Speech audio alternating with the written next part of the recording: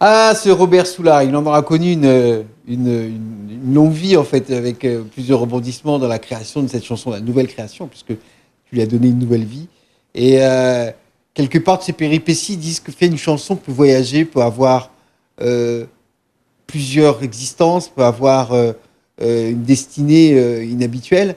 Elle a vécu traditionnellement des années à Rodrigue. Maintenant, elle sort sur les ondes FM de la Réunion. Comme quoi, une chanson, c'est un peu comme un billet de banque, ça passe de poche en poche. Et puis finalement, ça peut devenir quelque chose de très intéressant si on y fait quelque chose avec cet argent. En tous les cas, euh, moi, je voulais revenir sur cet album qui est sorti, qui s'appelle Merci la vie.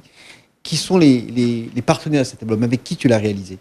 Ben, cet album, j'ai réalisé déjà avec les musiciens. Bon, c'est-à-dire, c'est moi qui ai un peu décidé quel musicien je veux qui joue chez mon album.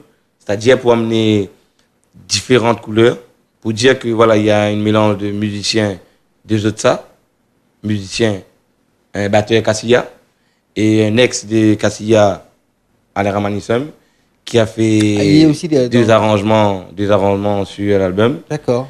qui est quelqu'un que voilà, quand j'ai demandé son aide, il n'a pas hésité.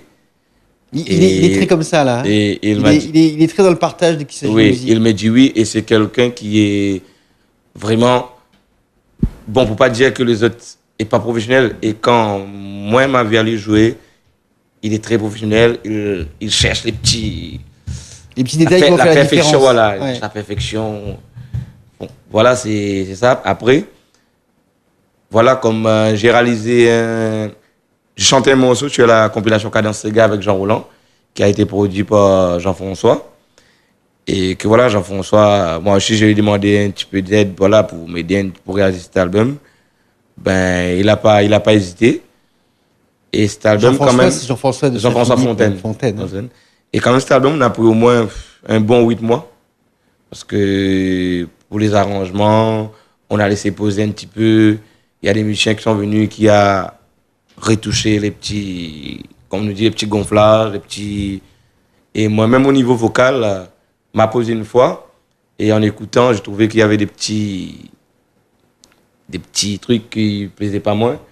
Ben, ma repose à Maurice, ma repose la voix et en même temps ma repose le cœur. Et cet album a été réalisé chez Michael Viragou, voilà, qui a fait un bon boulot aussi, parce qu'il a pris son temps et pour moi je suis satisfait. Ben voilà, ben cet album-là, je voulais le réaliser, voilà, comme Robert Soulard, ça faisait un petit peu de temps, ben je voulais le réaliser parce que ça faisait 2 ans écoulés.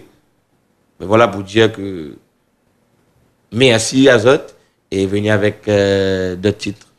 Quand tu composes, tu es quelqu'un qui compose très vite, ou alors il te faut beaucoup de temps pour pouvoir passer d'une chanson à l'autre, trouver les thèmes, les mélodies. Qui compose très vite.